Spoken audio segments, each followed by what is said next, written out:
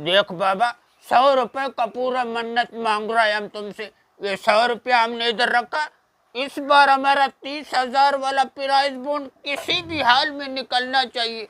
हाँ, किसी भी हाल में। अगर नहीं निकला तो ये 100 तो उठाएगा, इधर इस जगह से हम तुम्हारा 500 रुपया उठा कर लेकर जाएगा है।